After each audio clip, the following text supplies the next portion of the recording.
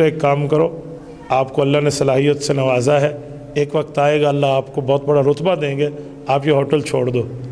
تو کہا پھر میری معیشت کا وہ اللہ پاک کی طرف سے میں ذمہ دار ہوں، وہ اگر 1 درہم دیتا ہے تو میں 2 دوں گا، وہ 2 دیتا ہے تو مجھ سے 4 لے لینا، لیکن یہاں پڑھنا شروع کر دو۔ بچے نے کہا ادھر کوئی کام وام تو نہیں کرنا پڑے گا؟ کہا جی نہیں، یہاں صرف پڑھنا ہوگا۔ انہوں نے کہا جی بسم اللہ۔ انہیں جا کر کب واپس کیا، پڑھنے بیٹھ گیا۔ 1 ہفتے بعد ڈبل تنخواہ ملی تو ماں کو جا کے دی، ماں کو نہیں پتہ، ماں نے کہا استاد نے دی؟ کہا جی استاد نے دی۔